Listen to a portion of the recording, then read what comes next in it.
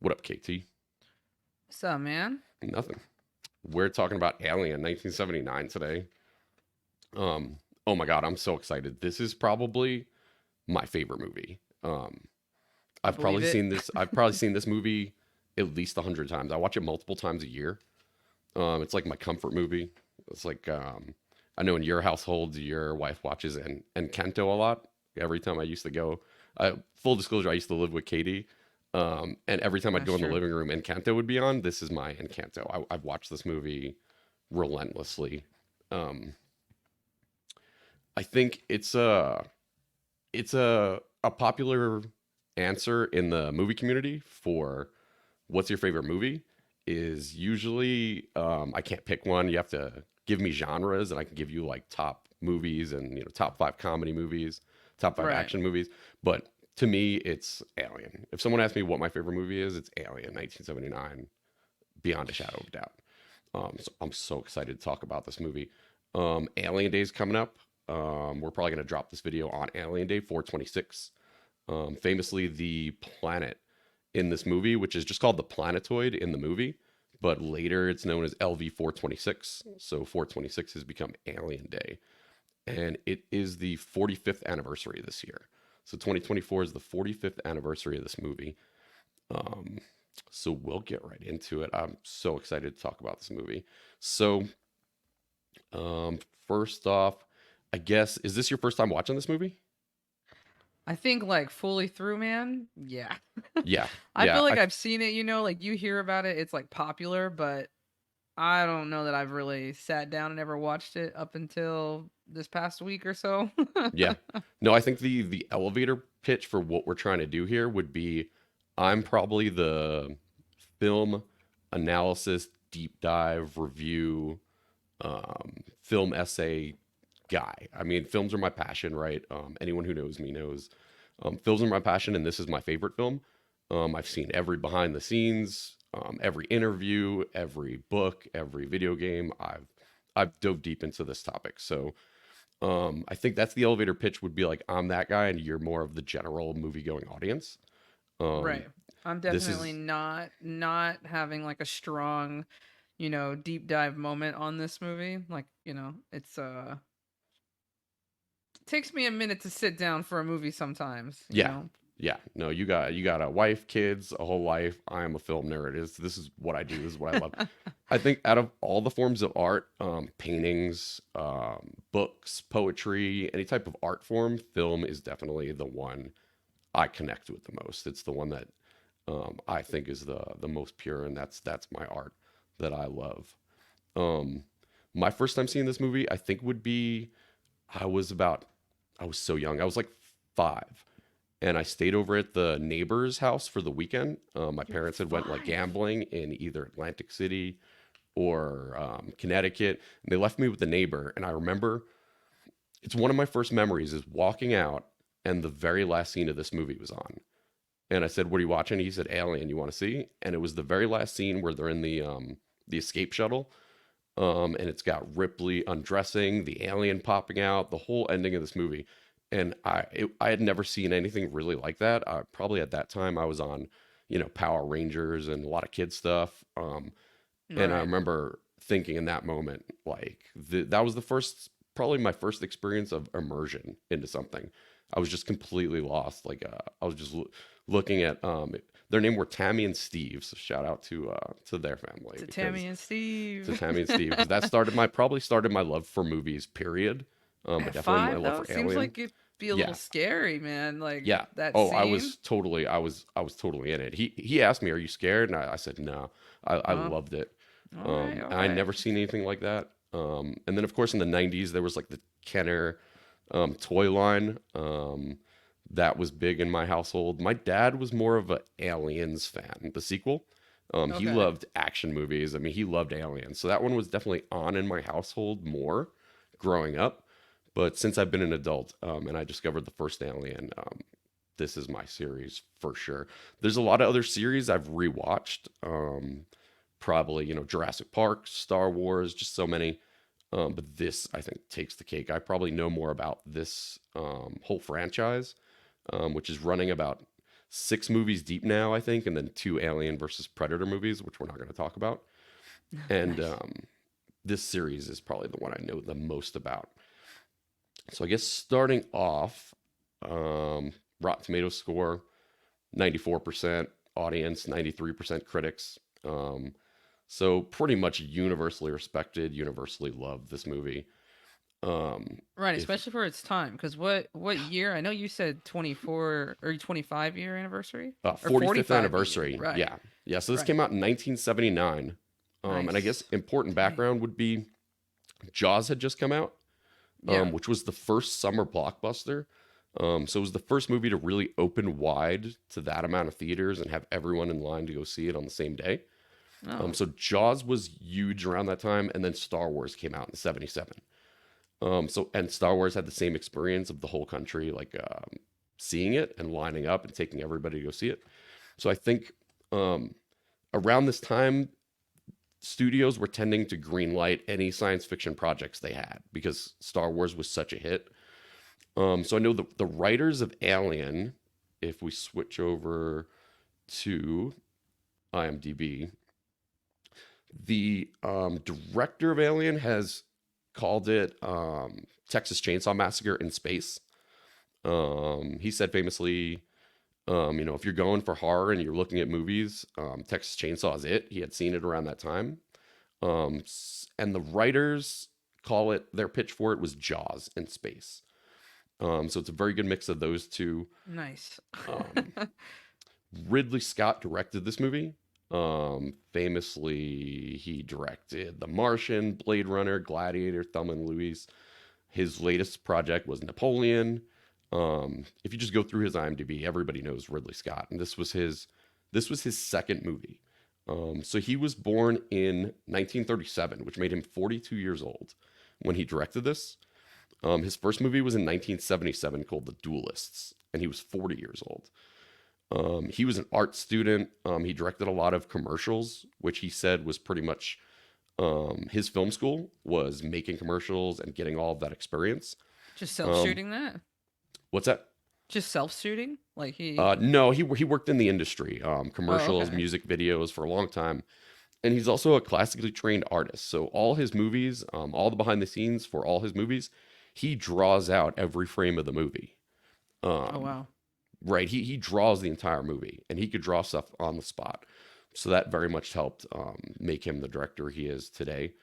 Um, the the writers of this movie were Dan O'Bannon and Ronald Shusett. Um, Dan O'Bannon was born in 1946, so he was 33 years old when Alien came out, Oh, and he worked with John Carpenter in film school on John Carpenter's thesis film, which was called Dark Star. That came out in 1974, and they released it wide. And he said he's quoted as saying it went from the most impressive student film ever made to the worst commercially released film ever made. It's pretty much a comedy. The alien in it is like a beach ball with claws. It's pretty ridiculous. But you could kind of see the seeds of the idea for Alien in that movie. hmm. And I think you could find it on Tubi. Go watch Dark Star, everybody. Um, he also was going to work on Alejandro Jodorowsky's Dune. So a version of Dune they were making before the versions we've seen um, was coming out, and it was canceled. And there's whole documentaries about that movie. But he worked on that, and that was kind of the once that fell apart, he came back to the States and met up with Ronald Shusett, who he wrote this with. He kind of had the first act, and Ronald Shusett helped them finish the movie and had a lot of the great ideas that are in it. Hmm. Um, and they met while they were in film school. Um, Ronald Shusett wound up writing Total Recall, which he was writing at the time that he met Dan O'Bannon. But Dan O'Bannon was farther along, so he made a deal that if he helped him finish this Alien script, he would help him with what later became Total Recall, which was based on a book that he had the rights to. Oh, Um, the X. yeah, Dang. um, so that's the background of the writing, the director. It stars Sigourney Weaver. She plays Lieutenant First Class Ellen Louise Ripley. Um, and I should say, while we're getting into it, a lot of the information I got is collected here on Xenopedia. It's kind of the wiki for the franchise. And there's so much behind the scenes material and files available. I know in one of the DVD releases, they had all the behind the scenes stuff written up as like a dossier by the company, Weyland Yutani. And it's got a lot of the proper names, the backgrounds, stuff that you never kind of find out in the movie. Hmm. So yeah, Sigourney Weaver plays Lieutenant First Class Ripley, who winds up being the star and the in horror they call him the final girl of the movie. Um, we have Veronica Cartwright plays the navigator, Joan Marie Lambert, and in Aliens, behind Ripley when she's talking with the insurance company, you could see dossiers on all these characters. And for Lambert, her dossier says born male, underwent despot convert sexual realignment at birth, and that no mental effects are currently seen. So Lambert in this movie, the chick with short hair, was a male at birth and was transformed to a female, um, which is an interesting fact. Yeah, very interesting fact. Right. Um, Harry Dean Stanton plays the. Let's go back to IMDb. So we got Harry Dean Stanton as engineering technician Samuel Elias Brett. So he plays Brett in the movie. John Hurt plays Gilbert Ward Kane, the executive officer, and the victim of the chest burster. Mm. Ian Holm plays the science officer Ash, who, as we learn in the movie, becomes is a synthetic sent by the company. And they say in Aliens he's a Hyperdyne Systems 128-2. And Bishop says they always were a little twitchy. And Yaphet Kotto is the chief engineer. Dennis Monroe Parker, so he plays Parker in the movie. And finally, Tom Skerritt plays the captain. Arthur Koblenz Dallas, so he plays Dallas. And we also got to mention this guy down here, Balaji Badejo. He plays the alien. In the dossier, it's referred to as Xenomorph XX121. And on set, they referred to him as the Big Chap. This is a very English movie. It was filmed in England, and they called him the Big Chap. So in the No community, kidding. yeah, we still call him the one from the first movie. The alien from the first movie is called the Big Chap. The big chap. Yeah. Um, and then it was produced by Gordon Carroll, David Giler, Walter Hill. So they got the screenplay from the writers and pitched it to Fox. At the time, like I was saying, 20th Century Fox, and every other company in Hollywood really was approving any sci-fi projects they can come up with because Star Wars was such a big success. So anything Right. in space, horror was doing huge at the time, was pretty much found and greenlit, and they helped to get it to 20th Century Fox. It was filmed in Shepperton Studios in England, so it's an English production. It won the Academy Award Oscar in 1980 for Best Effects, Visual Effects. Right. It's like very Um, ahead of its time, right? yeah, Yeah. I love the effects in this movie. We're gonna get into a shot-by-shot breakdown. So like I said, this is mixed between a deep dive, analysis, review, and I'm gonna be using. I'll show you guys. I'm gonna be using Shot Deck. And Shot Deck is a great resource. They don't sponsor me or anything, but shout out to Shot Deck. I actually pay for it. It has still frames from every movie you can imagine. It goes through still frames of the whole movie. So if you look here, it goes from the first frame and it has every major frame. So we'll be going through that in a second. Very cool.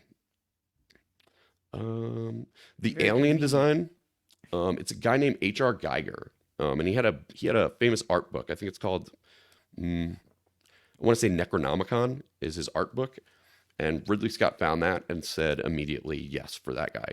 So H.R. Geiger, he's a Swiss surrealist artist, and he did anything related to aliens in the movie. So the alien ship, each part of its life cycle, the interior of the alien ship, anything having to do with alien stuff was H.R. Geiger. And there's a famous painting that you can go look up. That's the basis for the alien in this movie, the xenomorph. And um, Ridley Scott, the director, said as soon as he saw it, he said, "Yes, that's it. No changes. I want that. That's our alien." Because that was a big part of this movie was what the alien would look like. And it Man, kind of, that is cool. yeah, yeah. You can go look up the original inspiration for the xenomorph from his artwork. And all the human aspects in this movie were designed by Ron Cobb. So the interior of the Nostromo, all the ships, the everything they use in the movie, anything human is created by Ron Cobb. So let's get into it. Let's pull up the first frame of the movie. Man, you really hit me with the facts. I'm not even gonna Yeah, lie, I didn't even know. and most people watching this video are other Well, Alien fans, so they're gonna kind of oh, know everything I just said in detail. yeah. But I figured that's the background before they filmed one frame of this movie. A lot went into it, and it's just the perfect blend of worlds colliding and this movie being made. Yeah, Um, very cool stories too, to learn those intricacies in putting it all together, you know? y- yeah, and anyone who's interested, I would say, first of all, go buy this movie right now on whatever platform you purchase digital movies on or 4K discs. Get it right now because the behind the scenes stuff is just fascinating. There's entire documentaries about this film. There's one called Memory. Plenty of YouTube deep dives on this movie. It's just fascinating. Um, and it's probably the one I know the most about. This and Star Wars are probably the ones I know the most behind the scenes information on. Hmm. So, what were your before you watched this movie? Did you know anything about it? Like the famous chest burster scene? Is that in the lexicon of like the public to where like you knew about it? I would say yeah. I mean, I feel like maybe, it was just about who I was around, but I feel like it was a known thing. I was aware of the movie. I just don't know that I ever sat down to watch the whole thing out, you know? Yeah, It's kind of low key scary too, you know. It's got those creepy vibes, which makes sense. The relation back to like Jaws and the style that they took on to kind of create that terrifying experience. I yeah. would Oh, argue. it's terrifying. This is Yeah. my number one horror movie, my number one favorite movie. And the genre, yeah, it's I think Ridley Scott would describe it as a thriller. Because the chest burster scene is probably the most violent that it For gets. that time. A lot of it is anticipation and not seeing the beast, just like Jaws, not seeing the shark is All more right, right. terrifying. So we got the first frame here. The word alien slowly appears on screen, one piece at a time. And Ridley Scott said he had an idea for this that was more bones and skulls and biomechanical stuff, but he said a company showed him this, and he said, "Yep, perfect, just the way it is, like that." So classic opening. It shows the planetoid before we even get there, um, and then we get this screen, which I appreciate because other lesser movies will have a 10-minute scene going over all this information that you just get in about 5 seconds. So we got commercial towing vehicle, the Nostromo, Crew 7, cargo refinery processing, 20 million tons of mineral ore, course returning to Earth. And if I'm not mistaken, they're coming from a planet called Thetis. So they're setting out from Thetis on a course home. Um, and theoretically, the Nostromo is towing this large refinery behind it. And theoretically, I guess on the way home, it would refine the ore. So during the trip home, it would refine it. Mm, Um, and it's pretty much like towing a huge oil rig. right. Space oil. Yeah, and this is the first shot of the Nostromo we see, and it's all miniatures. There's no visual effects, obviously, in 1979. There's special effects, but no computer visual effects. Right. So you know what it's actually made out of? Like, is it made out of clay? No, it would be a process. I'm assuming a lot of parts kits from other stuff. Mm, Just weird stuff that you never notice, like phones and just a mishmash of everything. right. But these are professionals. At Right. 1979, Right. they had been making miniatures for a long time in movies, and Mm. we'll see some up close shots of it later. We'll go more into it. An art form I really appreciate right there. Miniatures. Yeah, and I know I think Models. I Yeah. think the biggest one it was the Nostromo up front was about 12 feet, and the Oh. refinery was like a 30-foot model. So Oh dang. huge models, not little small ones. They're like The Nostromo itself, when it detaches and falls down to the planet, that's like a 12-foot model. So it's like two 6-foot human beings laid out Oh, side to damn. side. Okay. So we're Yeah. talking about like full prop type theater stuff going on. Yeah. No, huge. Yeah. That real build out. Yeah. And then we get into the interior of the Nostromo. It kind of pans around, and it's very eerie. It's almost setting up the haunted house feel. Um, and I think this was probably the first movie to have a real grimy, um, kind of blue collar interior. Not shiny, not white, not especially clean and sterile. Um, the famous line from this movie, it's truck drivers in space. They're not astronauts, they're not scientists, they're not military. It's just truck drivers in space. So this is very much um, represents that. Right here in this shot, it probably would have been a mirror right in the middle there of the hallway to give it that extra length. They probably built about half of this hallway. And you could probably spot where the mirror would be right there past the bright light in the center. Right. Where you kind of Um, double that space. yeah. And I love the camera movements. The camera in this movie is pretty much never still, it's always moving. But these shots just take us through the interior of the Nostromo. Um, then we Very get cool to, looking ship for sure. yeah. Oh no. Ron Kopp designed all the stuff. H.R. Geiger, the Swiss surrealist artist, Hmm. he's synonymous with this movie, but really Ron Cobb designed all these human elements, Oh, okay. which is so important. And then we get the shot of the helmet with the instructions flashing up. So this would probably be the company rerouting the ship or picking up that distress signal that reroutes it to the planet. But no one's awake at this point. And Right. right before this scene, right before it gets to this helmet, a chair moves and there's a flutter of papers. So it's very spooky, but you kind of get the sense that the ship's coming alive. The ship's computer mother is coming alive, and the ship's starting up and receiving this transmission, and then it clicks off. Here we get the name of the ship and the serial number. And I love the small details of like the coffee and the cigarette ashtray right there. So Yeah. you kind of get that blue collar feeling right off the bat. I love the idea of being in space smoking cigarettes at the rate that they Yeah. do. Oh, these guys chain smoke in space. Yes.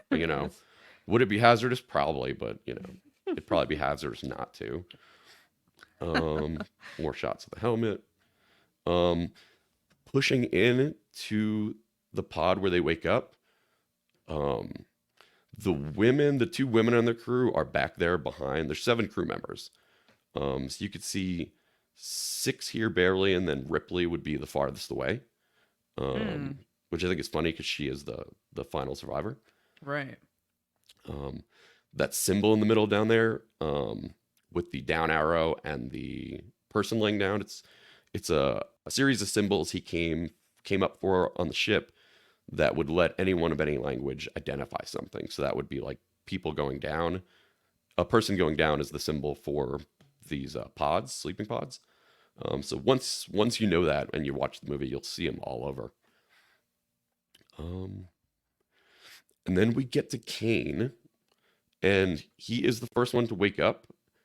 And I think a cool part of this movie is that they make Kane into the main character. Like any other movie you're watching, when it starts with someone and it focuses on them so much, you automatically think he's the main character. So audiences back in the day would have thought Kane's, This is the one to look out for. yeah, subconsciously he's the main character, and he's Right. probably the most um, well known actor of the group at that time.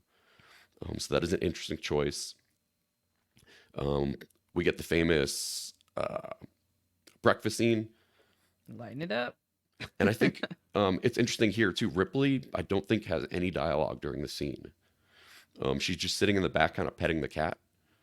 Um, these birds, these dipping birds that go up and down, have been referenced a lot. They're so cool. But just every frame of this movie is a painting. I would hang any of these up on my wall. Oh And I yeah. love the stuff they're eating out of. Um, they're kind of joking. There's Ripley with the cat. It quickly gets into Brett and Parker talking about the pay discrepancy between them and the rest of the crew. Yeah, that's funny. All blue collar stuff they're talking about. Um, I think Kane's first line in the movie is "I feel dead," which is probably foreshadowing he's the first one to die. And I think the first line of the movie is spoken by him, and he says, "I feel dead," because they just came out of sleep. Right. There's some of those symbols above the captain's head. Um, I do like the attention to detail in that aspect, with the symbols, to make it where if it really existed, it would be like a universal thing. You could have yeah, different people really going on it, you yeah. know? The company I like itself that. is like a mix between an English and a Japanese company that merged. So Oh, there's a okay. lot of Japanese writing in the company Wayland Yutani stuff. Mm, So it just makes sense that there's symbols for everything. We get to Dallas going into Mother. Of course, they all think they're being woken up because they've reached Earth. They think right. their haul's done and they're waking up to Earth. To land in. Right. Right. I love all their gear. He's got a Nostromo jacket. In the background of his character that they wrote up, he used to own his own ship that had a different name. You can go look it up. But now he's in control of the Nostromo, which he doesn't own. He's just piloting until his. He almost seems like one of those I'm almost at retirement people. His attitude is Mm, like he just wants to get home and finish up this run. right. Like this might be a final trip. Yeah. And then we get into the computer room, Mother, as it's known, um, which is so different from the rest of the ship, and it just kind of gives off the impression of a brain. Um, this is the Well, only that's very true, clean huh? room on the ship. It's very Yeah. clean, very white. Just one interface that you type into. A lot of Um, cool thoughts for that time, right? A lot of cool design elements to be putting forward for it being that period of time. yeah. And okay, so this movie's budget, they approved it for $4.2 million, which was pretty big at the time. That's an A movie. Yeah. They almost sold it to Roger Corman, who made a lot of these B monster movies, Mm. and it would have had a smaller budget. It would have been kind of a jokey movie, but they saw the potential in it and made it into an A plus movie. Um, but Ridley Scott said when he drew out the movie and every scene in it and every shot, Mm. they approved the budget to go up to it. They doubled it to 8.4 million from 4.2 million because they saw it laid out right there. All right So then. wound up getting a budget of 8.2. All right. Um, Work paid off, I think, on that one. yeah. And then I love that in 1979, they already had the forethought of what we're seeing now, like with AI, where he just Right. asks, "What's the story, mother?" Just kind of assuming that she's going to know what he means, you know? That is Um, true, huh? It's very futuristic in that way and more yeah, relevant to our day. yeah. I mean, they nailed it. He just says, "What's the story, mother?" Um, and then we cut to the crew. They're also they're starting to figure out that they're not home. Ripley is not the navigator. Lambert's the navigator, but Ripley keeps saying that's not our system. Um, and she's calling Antarctica traffic control, and she's getting no response. So I guess in the future, traffic control on Earth would be in Antarctica. Interesting. Yeah. Um, there's the huge refinery that the Nostromo's towing. Wonderful work on that model. Um, Ash in this movie, we find out he's a synthetic, and he becomes the villain of the movie besides the xenomorph. Um, Mm. and his performance just reflects it. I mean, everything he does is creepy, and when you watch it on a second or more times, you just he's giving all the hints that he's pretty much a piece of shit. Yeah, that revelation later on got me. I was like, "Oh, I didn't even know." Yep. You could see everybody's kind of disturbed and trying to figure it out, and you could just see in the look in her face here that she already knows they ain't home. They're somewhere way off. And I think Right. she's also giving Lambert shit because Lambert's the navigator, and that's Mm. her one job is to get them home. Um, we get the engineers starting to work on the ship. Um, and then you can just see on his face he's got to break it to him right now that we're not home. We're far from We're not home. there yet. Yep. Um, because he already knows. He's already talked to Mother. Mm. Um, Parker comes in and kicks Ash out of his seat. He tells him that's my seat. He even wipes it off when he gets off. Um, all the insignia and all their outfits are so great. You can see the Wayland Yutani symbol on Ripley there. They all have the Stromo patch, different insignia. Um, just really subtle blue collar type outfits that they all wear. Um, Yeah, I like the dynamic of the crew. I thought that was actually, I really appreciated just kind of all of their elements and the way they interacted, you yeah, know? and that's pretty much how you find out about their characters in this movie is just how they act, their banter. You kind of get it. There's a few hints of people working together before and new people on the crew, Right. but for the most part, you get it just by the actors. Um, he's telling them that they're not home yet and that they've picked up a signal. So we're gonna up our pay. Yeah, and you would presume Ash already knows at this point. He's probably received the special order telling him to grab the alien. Um, Yeah, he did. I bet you he did. He was downloaded and synced up, man. yep. You get your first shot of them coming towards the planetoid.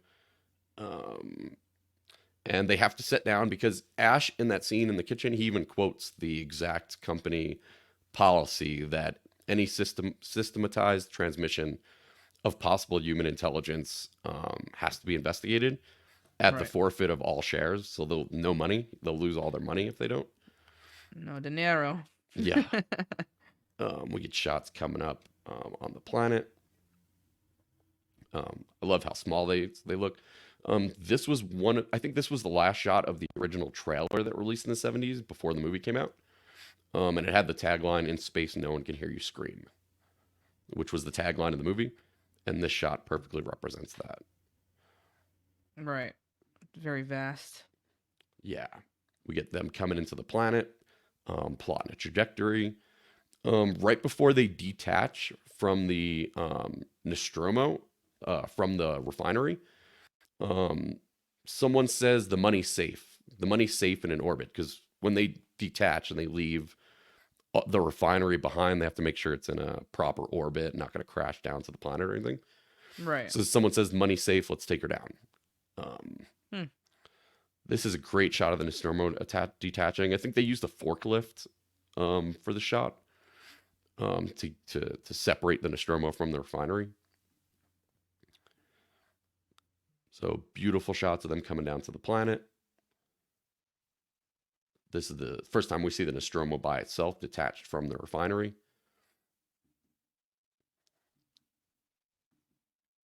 I love all these shots. The navigation, I don't know if that's accurate. Is that really how like a navigational system would look inside of a an airplane like that?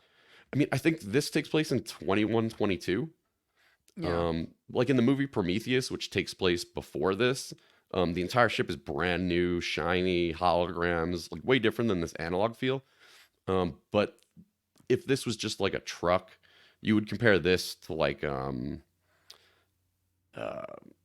no a rich Like a person's less not going to be driving a shitty right. old truck. So Right. in Right. Prometheus, it's a scientific exploratory vessel that contains the head of the company, Wayland. So of course it's going to have all the new stuff. This is just a floating oil rig that's coming back to Earth. So it's very very basic Listen, technology. be that as it may, I just feel like the GPS in this futuristic, it could have been up. Yeah, I'm not getting home with that GPS system, man.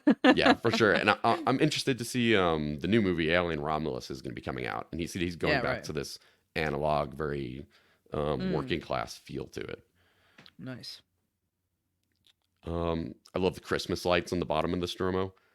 Guaranteed that's Christmas lights from a store, right? Right.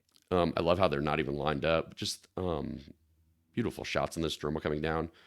Um, I've heard the writers talk about this is where like you see one of the feet get jammed and here everything goes crazy. Shit starts exploding and setting on fire just from coming down a little wrong.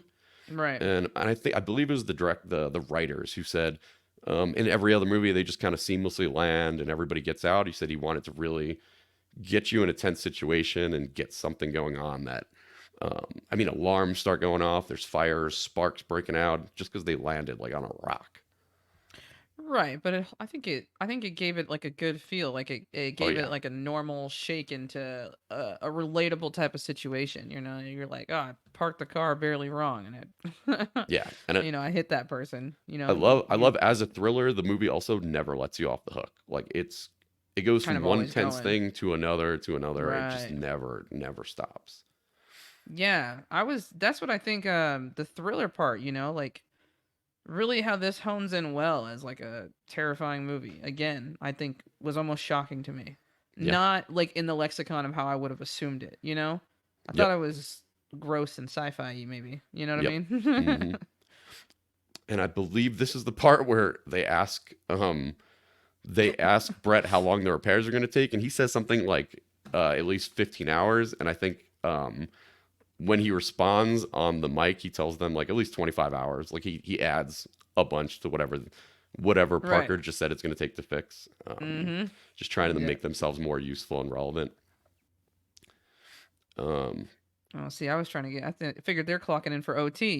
We put yeah, more hours in on the ship. yeah, definitely. Coffee is must have. Everyone's sitting around drinking their coffee. Mm-hmm. They analyze the planet's surface, and you can tell the android Ash, who already has the special order to bring back the alien and all the crew is expendable. He's like giddy, like, oh, you could breathe on it. Mother says the sun's coming up in 20 minutes. I mean, he's super giddy to be down there and get out there. It's Right. It's dead, his dead mission. giveaway. Yeah, that's his mission. They're all kind of tense, and he's just like a giddy schoolboy telling him everything good.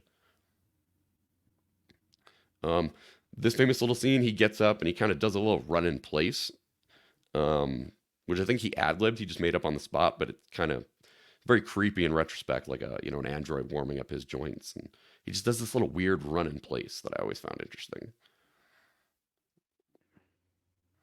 They're suited up to go in the airlock. Um, the the spacesuits in this movie are kind of amazing. Just the design of them, and like I said, every movie before this, 2001, they were very clean, very minimalist, and these are just like hunks of metal and tubes and very industrial spacesuits. Right. Big, bulky. Um, these are probably the actors in the full size suits, but when you see them next to something big, like the Nostromo or like this shot right here, it's actually the directors and the director of photography's kids. They put their No. kids in little spacesuits to give it scale and to make it look enormous. Later on, That when they're in the alien ship too, there's a lot of shots of their kids in the suits. really. Yeah, Dang. it's right there. That would be the kids in the spacesuits. Um, this dude's so happy they're out there. Bye bye. We get lighting a cigarette with a blowtorch. I feel Ripley you, comes man. down. Ripley comes down to talk to them, and he purposely has the smoke going, so it's hard to hear, and she can't even talk to them, and she's pretty much getting on their case to fix it. Right. And then once she walks out, he just turns off the steam, and it's perfectly quiet. I like him, man. That's my vibe right there. Cat Jonesy. I would assume the I cat got is cat. just a personal companion, or maybe there to get mice and stuff that make it onto the spaceship. But I think it goes in cryo sleep with them because at the end of the movie, she takes it into cryo sleep with her. All right, she puts it So in it probably cryo. woke up with them. Yeah. Um, we get the approach and then the first shot of the derelict spacecraft, which I guess this is the beginning of This is no secret. The director and the writers have said that a lot of this movie is like overtly sexual. Um, like the door to the spaceship, the shape of the alien, the fact that it's implanting something in the mouth. They've all talked about these primal fears that people have. So, like for men, there's like a Freudian fear of being pregnant, like because we don't know what that feels like. So it's very weird to see Kane. Um, the oral, um, the oral implantation of the seed into his mouth without his permission, the smothering of his face, the bursting out of him.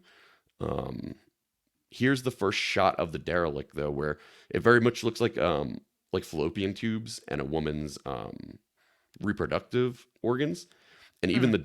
the doors of it are like pretty much huge vaginas. Um, uh, Sigourney Weaver told the story about like her family coming to visit sets, and there's like all these big vagina doors, and it's all just very weird and sexual. And she was like, "Oh, this is what I do. This is where I work," you know. Um, It is an interesting way though to try and trigger that like response of like ugh and terrifying because, with you're doing it with a shark in water, I feel like mhm. that's a lot easier to tap into, but then to make something that's not like a relatable thing feel more real or terrifying if it really did exist. Yeah, That's like a whole nother mind step to make that happen. So I think they did a good job, right? yeah. So Even the computer's name on the ship is called Mother. Their pod very much looks like when their pods open up in the beginning. It's a very white room, and they open up very much like a birth or like a womb. When they go deep in this ship right here, and they see the eggs, it's pretty much like I said, it's fallopian tube shaped. They go down into like a very the lowest point, which is like he says it's like the tropics in there. So it's very warm and misty, and there's eggs in there. Um, it's all just great writing, and Ridley Scott for getting it across in this way. Um, a lot of the shots in this room, when they come upon this, is one of the creepiest parts of the movie that wasn't talked about for a long time, where they find this huge skeleton, and his chest has been bursted out, and there's mm, acid on the floor, a hole of acid on the floor. So this race was a mystery until the prequel Prometheus. They kind of went probably a little too in depth on what this was. But in the movies after Alien, all the sequels, no one ever asked the question of what this thing was and why these eggs were in the ship and who this thing was. For a long time, this guy was known as the space jockey. And in Prometheus, it's they gave him the name of this race. It was the engineers, oh, and they're very human-like. This is just like an exoskeleton. right. Um, but you can see he was the navigator of the ship, and he has a wound coming out of his chest. So obviously, an alien came out of him. Um, and I don't think at this point any humans had come across anything like this in this world. Um, I mean, he looks a little concerned about what he's looking at. yeah, yeah. I don't think in Aliens, the sequel, it kind of suggests that the military unit that she's with were had experienced bugs. They call them. Mm. They have insignia of bug stompers on the thing, and someone says, "Is this another bug hunt?" So I think they've come across maybe life in the universe, but nothing like this. Hmm. Just great sculpture there. And this room was a giant set. So the writer said it was super important to have like a huge giant set early up front to just show the viewer that they're in an A movie, and this is a real movie with real money, and they can make big beautiful sets. Um, so I just love that set where that navigator is in. Ripley here is telling him that the message looks like an SOS. And Ash kind of brushes it off and tells her, "Well, they'll find out soon enough. It's an SOS. We can't go out to them or anything." So he obviously doesn't care. He wants them to keep going and bring it back. Right. But she's very concerned. And if she could start to decipher it as an SOS, I'm sure the computer AI that runs the ship Mother could too. Mm. Um, so I think Mother and Ash are both concealing that fact from the rest of the crew. Right. Um, this is where they find the hole that leads down to the eggs. And this blue laser, I think the story behind it is the band The Who was was testing equipment for their concerts next door in the studio, Shepperton Studios. And they had this blue laser, and they asked if they could use it, and they let them. And that's No where kidding. this blue laser comes from. It's very ahead of its time. We get the first shot of the eggs, um, which is the first stage in the life cycle. In Aliens, they go into the fact that what lays these eggs is the queen alien.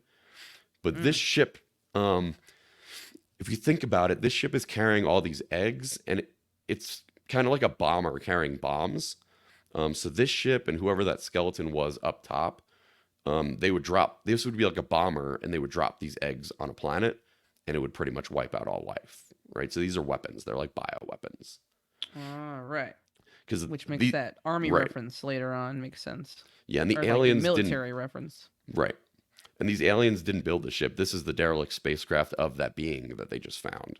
Right. And the fact that it's got a whole cargo hold full of these ships with the laser just suggests that these are like a weapon or the bombs of this ship. Hmm. Um, the egg is so cool. They put animal parts inside it. Um, just genius ways. If you ever watch the behind the scenes of how they made this egg feel alive and real, that's like a liver right there from the butcher, that they Right. just kind of pushed out of the way. Um, I think if there's one dumb move or stupid thing that people wouldn't do in the whole movie, it's him leaning up real close and putting his face over this egg that just opened. Yeah, it seems a little risky. This seems like risky behavior right here. Right. Um, but we get the shot of the facehugger jumping out, and there's like 12 frames of from the inside of the helmet, the tendril that goes down his throat busting through the glass, which I love. If you slow down that scene where it jumps out, there's so much to see there. Hmm. Cut to another shot of the derelict spacecraft. They haven't heard from the team. And then we get them coming back to the ship, and um, this is the first time that Ripley starts to come across as like the only one with any sense because she doesn't want to let them back in the ship. She says there's Right. quarantine protocols. They have to stay in that airlock for decontamination for, I think it's 24 hours or something. Right. She's trying to stick to the way it should go based Right. upon safety procedures. Yeah. And even though the captain is telling her that's a direct order, can you hear me? And she says, Right. Roger, I hear you. I'm not letting you in. Um, Mm. and she's the only one that makes sense in that situation. Um, and then, of course, we get the piece of shit robot Ash who hits the button and just lets them in anyway. Right. Um, you know, you can see this look on his face. He's very proud. He has to let that alien on the ship. It's his one mission in life is to get that alien, and it's right there. All he has to do is press that button to open those doors, and he got it. So there you Right. go. Ash lets him in. Also lets him pull a favor with the captain, a little Hmm. bit because, he's working with them versus Ripley wasn't. Oh, he totally doesn't. Yeah, later on, whether to keep the specimen, he says, "I'll leave it up to Ash. He's the science officer," and you can kind of tell in the actor's performance that he's kind of paying back Ash for letting him in. Right. Exactly. Yeah. Yeah, So he pulling that favor. Yeah. yeah. Absolutely. Um, they're cutting into the helmet right here to reveal the face hugger. Now, I guess I know they've done a study that the number one thing women are afraid of is spiders. Oh. And this thing is very spider-like. And I think that the writer said the almost like the oral rape that it's committing on this guy and the smothering would be like big fear of men. So it just works all the way around. That's one of the creepiest shots in any film ever. See, Um, that's what I'm saying, man. That getting that Jaws effect without the water and the shark. yeah. Um, Through and then I think the audiences back in the day would have never seen anything like this, so this would have been a surprise reveal creepy. to them. And I'm on Yeah. my 100th time rewatching this movie, and it still gets me. But this must have been a Yeah. shock for people in the audience. They must have said, "What the fuck?" when they cut that helmet off. That And then shit's gross. it tightens around his neck right here too, which is even Right. more crazy. Um, Yeah. so this is the theatrical version that we're getting these screenshots from, but um, definitely in the director's cut, in this scene here, Lambert walks in from behind Ripley, the other lady who was outside the ship with them. Lambert walks in and she smacks the shit out of Ripley, and she calls her a bitch. She said, "You bitch," and she slaps her hard. And immediately Parker and Brett jump up and stop them. And they kind of get back to the problem at hand. And he added that back in for the director's cut, but in the theatrical cut, it just goes from them right here to Lambert walking in and being with them. But the scene gets tense all of a sudden. It's because her and Ripley just had like a physical altercation, and I love that he added that scene back in. Um, the the captain right here says, "Let's get it the hell off of him," and Ash says, "Let's not be too hasty," because he knows he's got to let it finish doing its job. You think he knows its full operations already? I guess so, right? Because they've identified that it's something. It's a perfect specimen, right? Yeah, if he's an AI supercomputer robot, I'm sure he's got some sort of idea that that thing's got to stay on him. Well, right, and I They guess can't he's just willing to kill it. compromise the crew, so Yeah, you know. and I know he scans him right here. Okay, so Lambert's there now, and Ripley's looking shook up, and that would be in between the part where Lambert walks in and slaps her in the director's cut. Um, so he puts him into the medical robot to get scanned, Yeah, and he definitely sees the embryo in his chest. In the novelization, the novel for this book, they actually do see a black mass in his abdomen, and Ash, the robot, chalks it up to like a imperfection in the lens, and that he'll clean it and take care of it. hmm. So that's the interesting part. That's not in the movie, but it is in the novelization, the book. Right. And then later, when Ripley walks up to him, he turns off the computer screen, and I'm pretty sure on the screen is a picture of the growth in his body. Hmm. Parker's back in the back yelling, "Why don't you freeze him?" Which would probably make the most sense. Just stick him in a freezer and take him back to Earth like that. But no one wants to do that. They decide to make an incision Oh, here at the knuckle to test it. The captain says, "I'll take full responsibility for anything that happens." And they make the incision, and this is the first time that we see that it's got acid for blood, which is, um, as Parker says later, a wonderful defense mechanism. You don't dare kill it. Um, it would be like if there was you know, a bug in your apartment that if you killed it, it would, melt burn through through all the your floor. floors. Yeah, right. Right. Shit. Yeah. Um, You'd and you stop could killing kind of, them. yeah, here on the right of this shot, you can kind of see the that they used uh, Styrofoam. styrofoam for this shot, and Right. I've heard nail polish or paint thinner, acetone, it bleeds through. It'll dissolve styrofoam. So I'm guessing they used like acetone and just threw it on the Yeah. floor, the styrofoam floor. No, no, eat through some stuff. Yeah, they keep going down levels, and it keeps Through eating the through. And boots.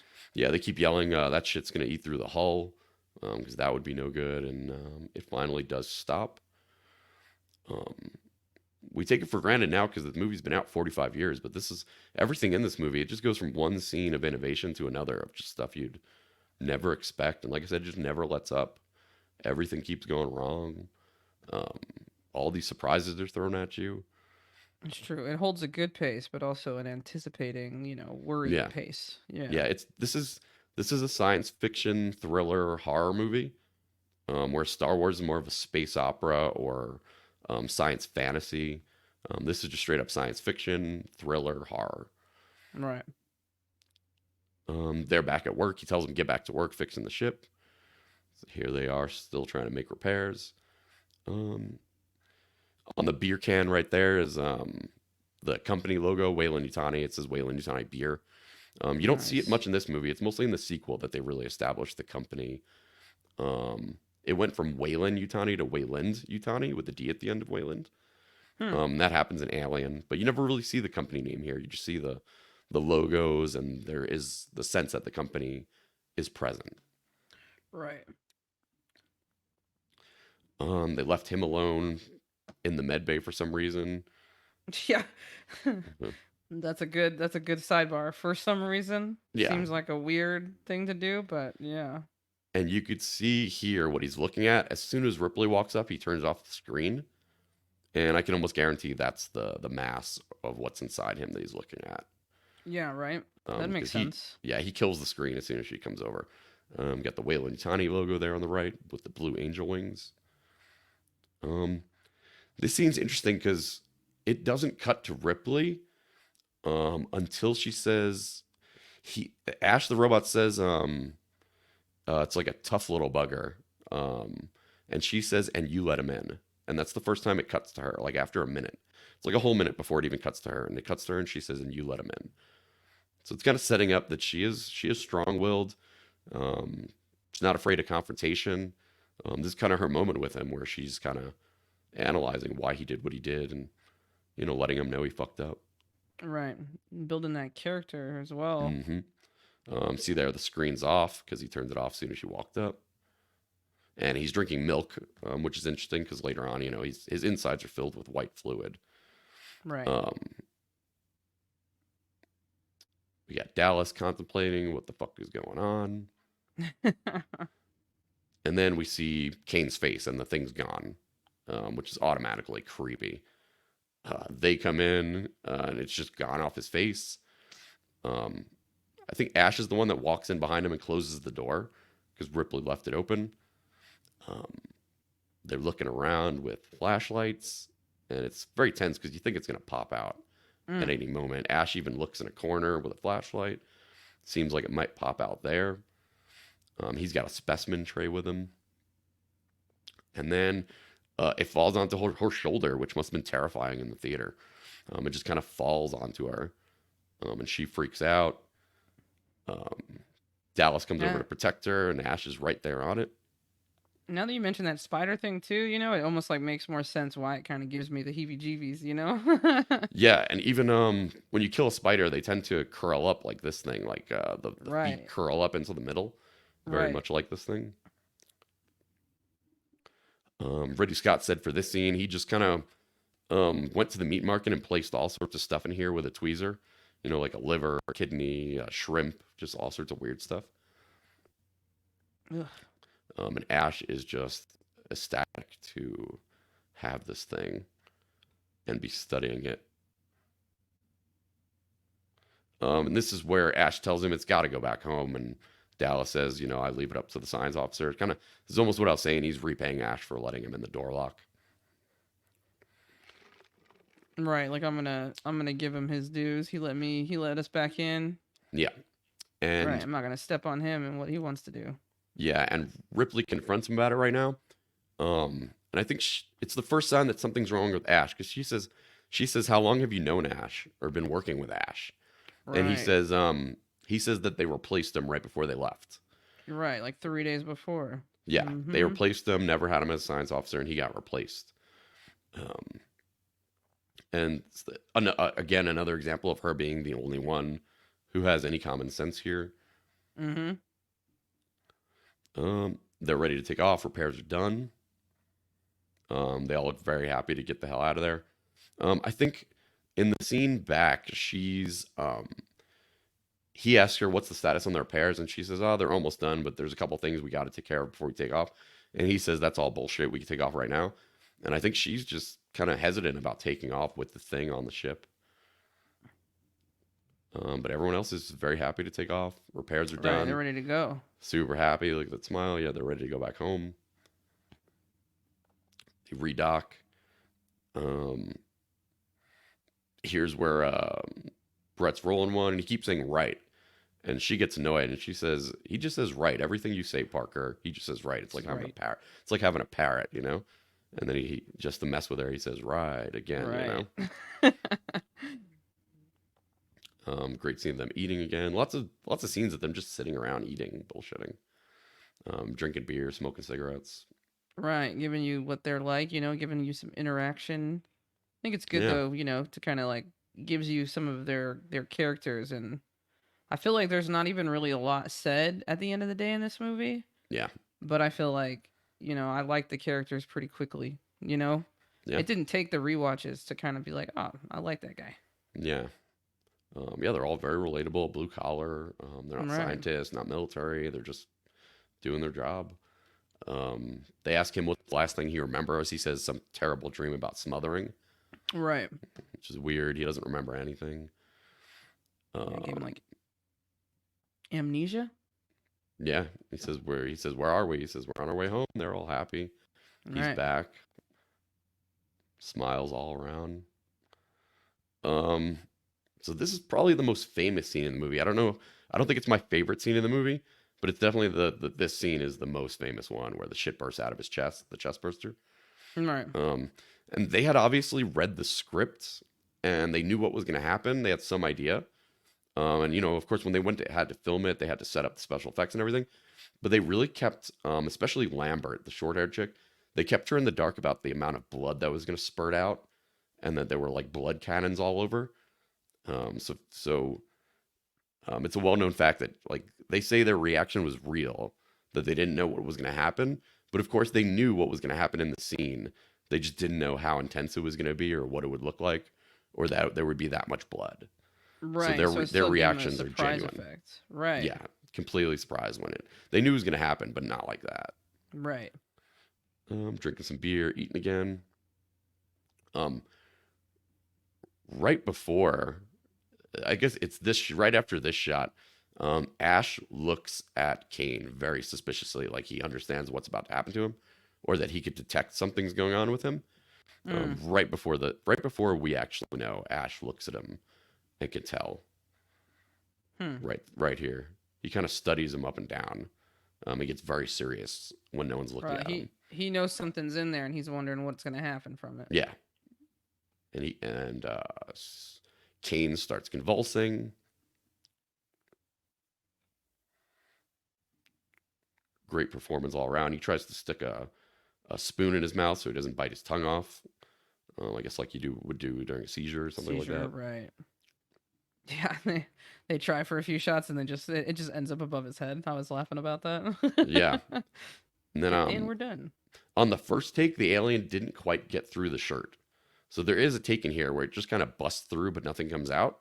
And they wound up using it in the movie because it's one of those happy accidents where the shot of it busting through, but not busting through his whole shirt, it just looks cool in the movie. Right. It like adds more to the final expression of it. Yeah. And then right after it happens, he stops, and then they all calm down, and then he starts convulsing again. This is probably the most famous shot of the movie of the alien actually coming out through the shirt. Hmm. And just the amount of blood. There's some extra video like from the original takes where like it's so much blood sprays onto poor Lambert that like she slips and falls in it. Oh, And snap. they had cannons all over, just ready to shoot it all out. Um, very phallic like the alien. It's got weird metal teeth. It's got a grill. Yeah, and it just looks besides the fact that it's coming out of the dude, anyone sitting in the theater would have been in shock at this scene. Right. This is the bloodiest and goriest Grotesque. scene in the movie, right? Right. Um, I mean, even he's in shock, and he kind of had an idea of what to expect. Right. So going back and rewatching it, that says it all right there. The look on his face. Even he didn't expect that, I don't think. And they're all in just shock. It just scampers off. They had a little cutout in the desk for the shot where it scampers off. A little rail in the table where it just kind of they fed it through and it scampers off. And at this point, it would be worrisome, but they think they're chasing something like the size of a cat. But first things first, they got to blow his body out into space. So they made a very little miniature version of it and slingshotted it out of there. So there it goes off into the void. And there we see the first hint of the escape shuttle right there above his body. So his body is being flown out. In the Navy, they call it like a burial at sea. So this would be like a burial in space where they just blow his body out of the airlock. And you could see the escape shuttle, the Narcissus up there, tucked in, Mm. which I think is good timing because that's the first hint you get of an escape shuttle on this. Like there's a little shuttle inside of the big shuttle. Um, I think that's cool. Yeah. Um, they're starting to get their shit together to go look for the alien. They come up with a plan real quick. He rigs up the motion detector, which comes back huge in the next one. The Marines have a better version of it. Um, so basically, a net and a motion detector is their plan to catch this thing and deal with it. Um, of course, they pick up the cat on the motion detector. Just the design work here is amazing. As they get into the depths of the ship and they start searching around, such cool designs. And it's so dark and wet and industrial and dirty. Right. Takes on a really dark kind of where'd it go, But then again, that Yeah. spider thing, man, just like that creepiness when you lose a spider in the house. Yeah. Right. No. Yeah. What you don't see is probably more terrifying than anything you do see in this movie. He lets the cat go, and he tells him he shouldn't have done that because we're going to pick it up again on the scanner. He's like, he doesn't know why he's mad at him. He's like, why'd you let it go, man? He's like, it's just a cat. But he's like, no, we're going to pick it up again on the scanner, dude. We got to grab it. We had to net it. So Brett goes off. Let's pause and take a break, and we'll be right back. Hold on. All right, and we're back. We took a short break. I have THC, nicotine, and caffeine flowing through my brain now, so I think we're ready. Nice. If you're still watching at this point in the video, we're about an hour and 5 minutes into it. Do me a favor, hit that subscribe, the like button, comment anything you want to say. This is our very first movie review, and it's kind of a face voice reveal. I know I've been on some of my videos on my channel before. If the algorithms pulled this up for you because of Alien, my channel is mostly off-grid documentary, short films, some shooting, firearms, stuff like that. This is the first thing we're doing like this. So any way you could New support edition. us, yeah, Yeah. it's free to just hit the subscribe down there, leave a like, comment, all that. We really appreciate it. Comment your favorite character from the movie. Yeah, favorite character from the movie, favorite scene, anything you think Yeah. I missed. The point of this was kind of try to get through almost every frame of the movie in shot deck. So I know we might be rushing through a couple things, so feel free to leave comments, and say whatever you got to say down in the comments, and hit the subscribe for sure. Share the facts. Yeah. I'm assuming none of our family and friends are watching at this point in the video. They probably tuned out after about 10 minutes, so it's just us alien nerds left. So please, by all means. Right. Okay, so now we're at this is, I don't know if this is my favorite scene in the movie, but it's up there. It's the first kill besides the chest burster. I feel like even in 1979, him walking off by himself from the group are like red flags for audiences. Like I Mm. feel like you kind of know what's coming up when he walks off by himself. Right. You got that hint that we're headed down a road. Yeah, he walks into some part of the ship that we've never seen before. Um, and in the director's cut, he added back in a scene where you could literally see the xenomorph hanging from all the chains and equipment. I mean, it's just there hanging, but if you had never seen it before, if you're a first time viewer in the theater, you would probably not even know that's what it is. It's just kind of swinging back and forth right there. But on rewatches, you could totally tell it's just hanging there from the ceiling, being completely still. Um, Again, great design, all the stuff. He goes into a part of the ship we've never seen, and just I don't even know what any of this equipment is, but it looks legit, whatever it is. Right. Looks busy. Looks tasking. Yeah. Right. He finds the skin, which is the first heads up that anyone who owned a reptile when they were a kid kind of knows that when they get bigger, they shed their skin like this. True. This comes up a lot in the Alien series after this, the picking up of dead skin from the first phase of it, the chest burster. They must have just hosed him down with sweat before the scene. They probably just had, an assistant just like spray him down because everyone is just sweating at this point. Right. They were super misted. Yeah, and then there's a bunch of water coming down, and I think Ridley Scott said someone asked him like, "Oh, it doesn't really make sense. Like, there's water in space. Like, how is it raining?" And he's like, "Just don't worry about it. There's just water pouring down." And it is powered by nuclear reactors, so I don't know. There's something that makes water come down. It just looks cool, pretty much. Sure. Right. We just Yeah. need the shot. Right. All these chains hanging down. He's looking for the cat, yelling Jonesy.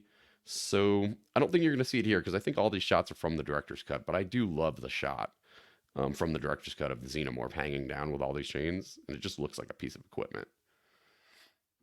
And that's the first time you're seeing in its new skin, right? Yeah, and if you're seeing it Right. for the first time, you wouldn't even know. But in the theatrical cut, the first time you see it is when he turns around on it here. Right. I think from what I heard, getting the cat to hiss, like walk up and then hiss and back up. They had the camera there, and they brought a dog, like a German Shepherd, and right as the cat was walking forward, they lifted up the gate to show the German Shepherd, and it hissed and backed up. That's how they got that shot. Nice. And in the theatrical cut, this is the first legit shot of the alien. The head's very phallic, very penis-like, going with the motif of Right. a lot of sexualized horror in this movie. Um, and then he penetrates his skull with the inner mouth, which is a famous shot. I love that shot right there. Um, Jonesy watches him get taken. It's a cute Um, kitty. yeah, and I know Parker and Ripley that they were chasing the cat before. They walk in right as he's being taken up, and they get a good shot at it because in this scene right here, he tells them it was big like a man. Like he's Right. describing how big it was, like that it lifted him up and it was big like a man. And there's a Right. little subtle Ash. Ash whispers to himself, Kane's son. And Kane is a bigger dude, the dude that it came out of. And in this series, whatever host that the facehugger has, it takes on their properties. So like in Alien 3, it bursts out of a Rottweiler dog that the facehugger was on, and it's very canine like. In the director's cut of that video, it also comes out of an oxen, was an alternate scene that they filmed. But basically, it comes out of a four-legged creature, and the alien does have those qualities. It runs on four legs, and it's very kind of dog limber-like. So it takes Mm. on the property of the host, and because Kane was a big dude, that's why we kind of see it. It's the justification for it kind of standing like a man and being tall, Mm. because it is a guy in a suit, but it does take on the property of the host. Okay. But yeah, this is interesting right here. He says Kane's son, which is explains why it's so big. They try to come up with a way to kill it or deal with it. I guess they're all just processing that they got to. I'd say it's about 9 feet tall. I think the alien. I think the guy who Yeah. who was in the alien suit, they found him late in production at a bar. It was just like the tallest, skinniest dude they'd ever seen in their life, and they were like, "Yo, we got a job for you." Dang, that's And luck they back then too. yeah, and they put him in a suit. Um, the original plan is to get it into this airlock and blow it out into space. So they're kind of prepping the airlock. And in the novel, they almost succeed in getting it in this airlock and blowing it out into space. Um, but now they're going to be going with the plan where Dallas is going to go into the shafts and use the motion detector and try to find it and kill it with the flamethrowers that they've rigged up. And they don't really, there would really be no need for guns or weapons. I mean, you'd assume they'd have some on the ship, but the best they could do is flamethrowers, rig up these flamethrowers, I guess. Right, but he gets it done though, man. Every time they be asking him, they get it done. Yeah. Tent scene. This is one of the great scenes in the movie too. At some point, at some point, he even panics. Hold on. All right, and we're back. Anyone with dogs knows what just happened. Dog break. Yeah, my roommate walked by the window in front of me. And he's just saw a shape go by, and he's a little guard dog. All Yeah. right, so Dallas is in the shafts. We get the shot of the motion tracker. It shows it coming towards him, and he ducks down a level. I don't know that it shows like levels, because they seem to be just confused, even though they have a motion tracker as to where it's coming from. Then we It's get this, instinctual, you know. yeah. Then Peers we get above you, you know. Yeah, we get this perfect shot of the alien just reaching out for him. Um, and they say in this next scene that they didn't find a body, no blood, just the weapon laying there. And it's because in the director's cut, you see she walks in on a room with Dallas cocooned up to the wall. Um, Right. it didn't use him. It ate some people, killed some people, but Dallas it just took and cocooned to the wall to make another alien. Right. Um, Nesting Lam- its egg. yeah, Lambert at this point says, let's just get in the escape shuttle and take our chances. And Ripley says the escape shuttle only fits three, and there's four currently. Yeah. Um, Straw sticks. yeah, Ash the scumbag being the fourth one. Because at this point in the movie, if the three actual humans just got in the escape shuttle, it'd be over. Right. Um, I'd leave Ash there probably. I'd be like, well, let's leave Ash here, and we go. What's he gonna do about it? Um, Veronica Cartwright, this actress, she was in a bunch of famous horror movies. She was in Alfred Hitchcock's The Birds, and then she was also in Invasion of the Body Snatchers. And she thought she got hired to play Ripley, but the director Ridley Scott told her what you do best is like you have an abject look of fear on your face. You could do fear really well, and I need someone who's like the audience and the women watching the movie, like that's just scared out of their wits at this point. So you're that person in this movie. So at this point, she's just you can see it in her face. She's freaked out. Right. Um, he's more mad than anything. And this is where, so because Dallas is dead, she now has authorization to run the ship. She is the captain now. Right. So she I has am the access. captain now.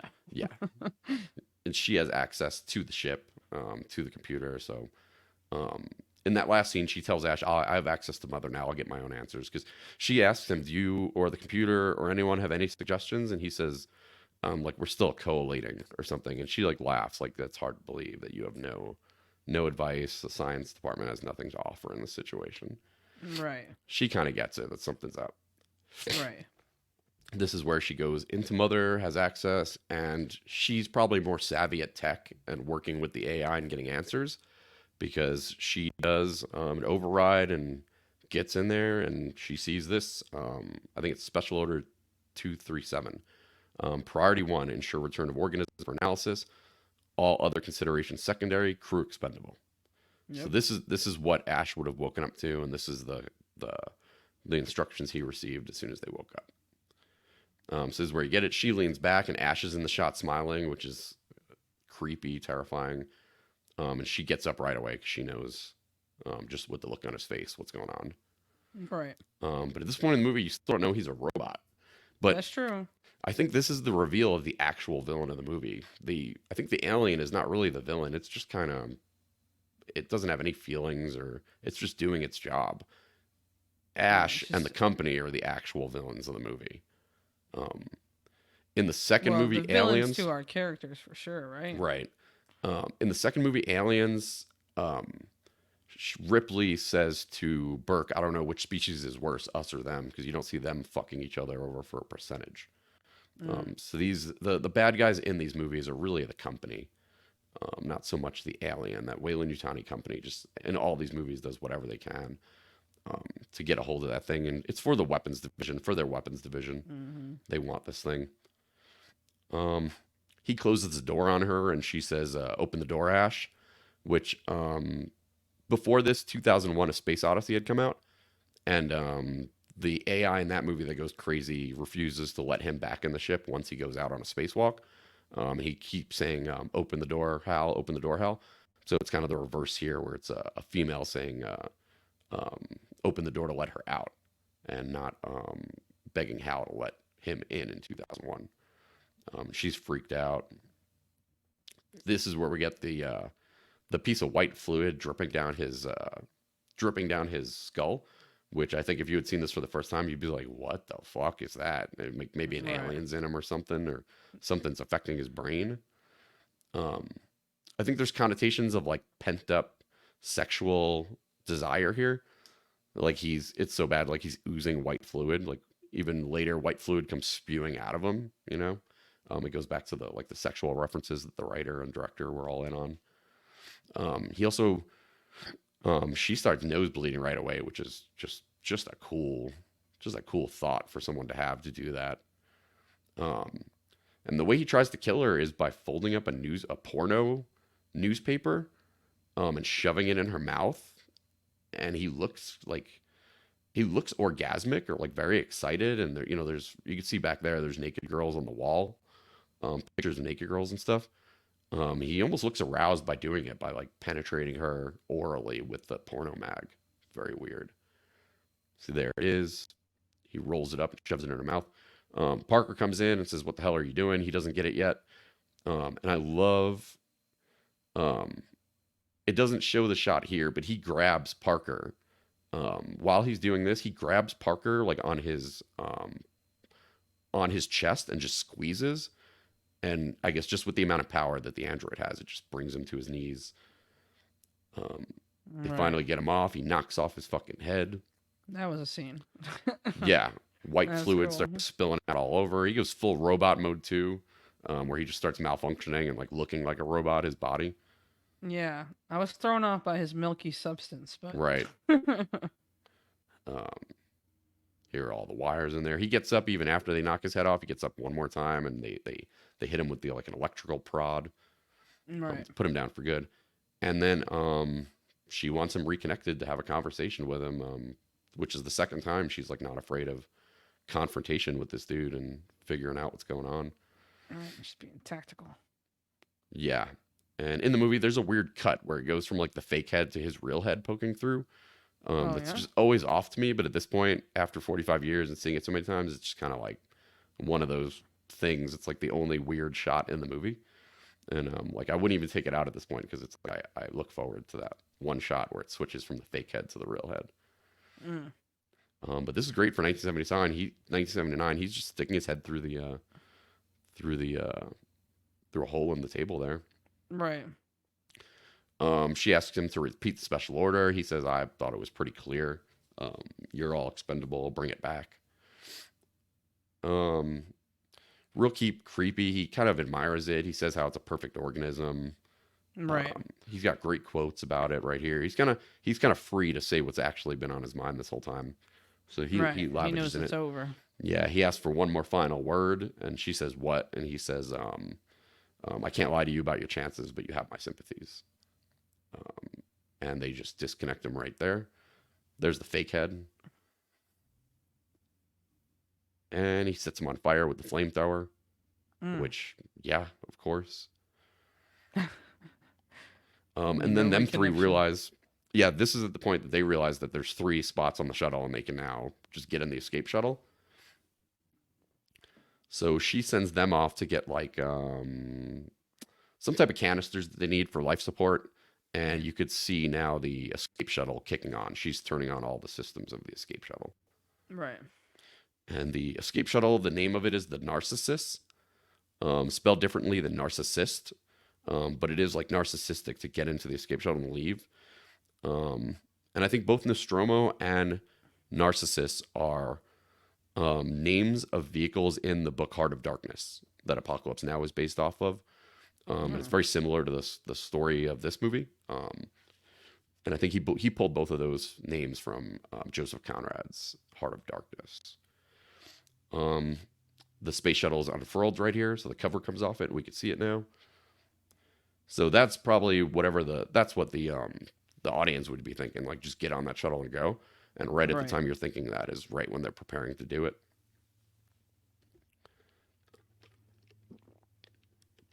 So here goes Parker and Lambert getting all the fuel they need and the life support stuff ready. Um, Ripley puts her hair back in the scene, almost like time to get to business. Um, so they're collecting. She's turning on all the systems, and this is when she realizes the xenomorph is behind her. And this is the Mm, first time we actually. This is towards the end point of the movie, and it's the first time we actually see the alien, full blown, the whole head, body, tail. Um, it's standing right. right Its there in front of her. entirety. Yeah, Right. and it stands up, and it's just ginormous, Mm, scary. And then Parker's behind her with the flamethrower, and he can't kick on the flamethrower and kill it because she's standing. He's yelling for her to get out of the way. right. He finally attacks it and takes the brunt of the attack. Gets his skull popped right here. Then it Mm, slowly, kind of creepily moves over to Lambert. Um, she's scared of her to wit. She knows what's coming up. And there is a right. scene right there where it puts its tail between her legs and pulls her forward, kind of like from her butt. So it's very sexual. The way it moves really slow and sensually too. This is when Ripley realizes they're both gone. She goes to set the self destruct of the ship. Um, I love all these symbols and the design on this. This would probably be it's like a nuclear bomb, self destruction, and it would probably be for like industrial espionage or other pirates breaking onto the ship or someone trying to steal it. That would probably be the reason for the self destruct mechanism itself, so it Right. doesn't fall into the hands of enemies or other people. Well, right. Right. And I guess this is the point in the movie where people realize she's the last one left, which is like I said from the beginning, which is interesting because she barely talks, and it kind of makes Kane out to be the star. Mm, So you right. get right now that she's the last one left, just her and the cat. She's just trying to get out of there and save this cat. She's got a little holder for the cat. Um, Great shot on her way into the narcissist. She sees the alien blocking her way, and she can't get in there. So she turns around to go turn off the self destruct. Um, okay, so this scene it looks at the cat in the little crate, and in the theatrical cut it just cuts off with it looking at the cat in the crate, but in the director's cut it actually knocks it out of the way. There's a shot of it like knocking the cat crate out of the way. But Like they don't care about it. yeah, like it just wants it out of its way, or it's just playing with it. But I kind of prefer the theatrical one where it just kind of stares at it and then it cuts. Like it just kind of examines the cat. It's the first Right. time it's seen anything like that. So she has because it's blocking the way to the escape craft, and possibly got in the escape craft. She goes back to turn off the self destruct, but she doesn't quite do it in time, or she forgets a step. And by the time she goes to do that step, it's already too late. Right. Um, Time's passed. yeah, and she got 5 minutes. I think it goes from 10 minutes, and now she got 5 minutes to Five get out of there. minutes. Right. So she goes into overdrive with the flamethrower and just says, "I'm getting in that fucking ship no matter what." You better watch out. So she doesn't see it. She sprays behind her with the flamethrower. Flamethrower. Mm-hmm. Powers on, and we're out, and the ship explodes. I know in the books in the expanded universe there are enemies of Weyland Yutani and other organizations, other governments. There's a lot of espionage, so it makes sense that it would have like a nuclear self destruction to make sure no one can get their hands on it. Well, yeah, right, and that's even like common in warfare today, right? Yeah, Sometimes you destroy your own stuff just so that way yeah, it doesn't get into the other hands. So, yeah. They call it like scuttling. You'd scuttle your own ship or something, so the enemy mm, doesn't get it. But right. it's literally like the biggest explosion you've ever seen. I don't know if it's probably one bomb and then all the mineral ore and stuff just going up. It's just like the biggest Right. explosion. Um, she thinks she's safe. I would assume. I don't know how savvy audiences were back in '79, but um, I don't know if you could really call the alien if you'd never seen it before popping out right here. It just kind of seems like the end of the movie. Right. Almost like giving you that satisfaction of like, oh, okay, she's made it out. She's got away from it. Yeah, all the cues, the music Right. kicks on. She's relaxed. She strips down. Um, I don't think this is a case of the director just saying like, let's see her, let's sexualize her right now. But I think it's more of that she's vulnerable. She's at her most vulnerable she's probably ever been when she's like the least safest she's been. She just Right. doesn't know it. Um, and she's also getting ready to go down to sleep for God knows how long. So she's probably got brain matter and ooze and all sorts of shit all over her clothes. So it Right. kind of makes sense that she would get undressed to go down for sleep right now. But like I said, it also shows her vulnerability. And when the alien does pop out, um, it's there's the alien head right there on the right. It just kind of looks like a pipe. It blends perfectly Mm. into the ship. Mm-hmm. It shows its claws, reaches out for her, and it is just kind of sitting there. Um, it's either because it just knows it's them too, and and it has forever. So it could just sit there for a while. There's also theories I've heard that the life cycle is so quick, like from the face hugger to the chest burster to it growing up, that this is like representative like the old man. Like in its life cycle, it's an old alien, and it would be in like its geriatric years of its life cycle. So it's just Huh. very slow and methodic, like an old person would be, Right. because it's almost at the end of its life cycle. Either one makes sense. Very interesting. She backs up into the closet. There is a shot um, of her in the closet, all this great man in a suit work. So this shot, Halloween, John Carpenter's Halloween had come out before this movie, I believe, and the writers were good friends with John Carpenter. But this is pretty much mirroring a scene from the end of Halloween, where it's Laurie Strode in a closet, and the camera is placed exactly like this, kind of looking up at her, Oh, okay. while Michael Myers is outside. So I don't know if it was a nod to that, but it's an iconic shot in both movies. So she gets into the spacesuit. which is cool. I love that. I love these suits. This is a white one compared to the darker ones that they had before. She sits down. She's already formulating the plan to just blow it out of the airlock, Right. but she's got to get it out of there first. The song she's singing, I believe it's "Lucky Star," which is the last song in the movie singing in the rain. And she's kind of humming a song and singing a song to herself. Right. Um, and I think that was a decision on her part. I think the director, I've heard him say, she ad libbed it and just made it up on the spot for her own reasons, having to do with the end of that movie and it being similar, their characters being similar in a sense. But he said it took a bunch to license it. So he was kind of at first he was mad that she did that because it was a perfect shot, but he had to then pay for the song. But it worked out in the end. Right. Okay. So she flushes it out of its spot with some gas. She hits a button, gas pops out of its little hiding spot. She's working on all the computer stuff. You can see lights lighting up. And Right. as soon as she gets to the last button, she turns around to check, and it's right up on her, about to do to her what it did to everybody else on the ship. Mm-hmm. And Gotta she hits peek the out. button, blows it out. So she has a harpoon gun that she shoots it with. Um, and it flies out, and the door closes, and the harpoon gun part gets Gets stuck in the door. right. And in the next movie, when they burst into this ship here, um, it took me forever to notice, but when they open the door, the grappling hook is actually still stuck there in the door in the next movie. Oh no shit. So it gets stuck. It crawls up into the engine, and she decides to hit the engine and blow it off. This shot was done by hanging the ship upside down and pouring water down. So this is basically just the ship hanging.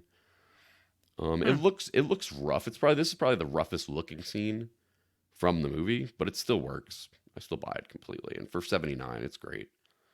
I thought it was cool too, as like a as a conclusion to getting it, gone, as Yeah, far as like the tactfulness and getting in the suit and then setting it out through the hatch yeah, and then having it get caught and then doing the flyaway as like it yeah. kind of killing it off and releasing that harpoon. Yes, storyline wise, it makes total sense, but the execution Yeah. is a little rough. But at this point, it's a classic, Right. Right. classic scene of it getting blown out in space. Um, I love that shot. There's been like fan made posters. There's a great piece of art that uses that shot right there, and it's probably one of the pretty shots of the movie. She's relieved. She sees it flying off. She knows it's done. Right. Um, and then she gives a speech at the Her. end where Mm-hmm. she sends a communication back home letting him know that she's the last survivor of the Nostromo. Right. And she mentions all their names of the other crew members that died. And when she says Ash, there is an inflection in her voice that kind of pauses for a second. And I always love that because I don't think she's letting the company onto the fact that she knows what's going on in the special order and Ash was a robot and all that. She just kind of says, "This is Ripley. All the other crew members are dead. Last survivor of the Nostromo. I'm in the escape Right. shuttle, and hopefully I'll get picked up." So she kind of almost knows, like she don't want to let the company know um, that she knows all about it. Right. Exactly. What she doesn't want the story to be said before she can even be almost like brought back or awoken at that point. Yeah, But and yeah. that is the last shot of the movie. Um, Yeah. It was a cool movie, man. I really actually enjoyed it. I think like I like the scene specifically whenever they're talking about building like the little device, just like yep, he's like, "Okay, give me like 20 minutes or something." Like, I yep. enjoyed that and I thought And Ash the the robot, way she asks what's the key off for the motion detector, yeah, um, and he says like micro changes in air density, but he has this face like you wouldn't even know what I'm talking about anyway. Like she's just skeptical of him. right. But I think you're Right. talking about the flamethrower where Parker tells him like give me 20 minutes, I'll whip up some flamethrowers, flame units. Yeah. Well, I thought they were making the tracker device in the one I was thinking about cuz it's Right. Yep. the yeah, but It was definitely like the movie overall. I thought it was cool. I thought it had good like, you know, it had like a little bit of relief, but it just kind of kept going, Yeah, as far as the intensity. And then um again, man, it's not really my style of movie normally, so to then also feel like the thriller of it was a yep, little bit shocking to me. I turned it on, watched it, was watching it late, and it was giving me the heebie-jeebies pretty good, and yeah. like the story wise, and then also just kind of the whole experience was pretty dope. I liked it. Yeah, this is my comfort movie. I know all the lines of dialogue. I just turn it off whenever I turn it on whenever I want to turn my brain off. It's definitely, like I said, the movie I've seen the most, rewatched the most. Um, my dad was an Aliens guy, the sequel, and a lot of people, Right. like half the community, I would say, are split between this and the sequel. James Cameron directed the sequel, like director of Titanic, Terminator 2, Avatar. He did the sequel, and it's an action movie. There's 100 xenomorphs running around. It's a totally different type of movie, but a lot of people say that is their favorite. But to me, the OG original Alien is my favorite movie. Period. And I love Aliens too. I've watched Aliens, Alien 3. There's Alien Resurrection, and then this director Ridley Scott went back and did Prometheus and Alien Covenant, which are prequels to this movie. Oh, Uh, okay. and then there's two Alien versus Predators movies.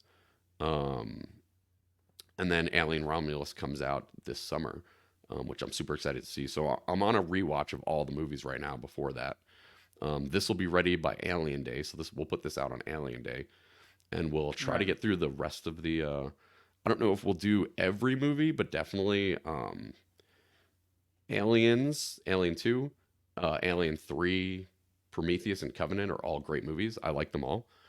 Alien Resurrection, it's a part of the franchise, but it's probably my least favorite one. Oh no. And then the Alien versus Predators movies we definitely aren't going to review on here. But I'd love to get through the rest of this series. For anyone still watching, we thank you so much for being here with us.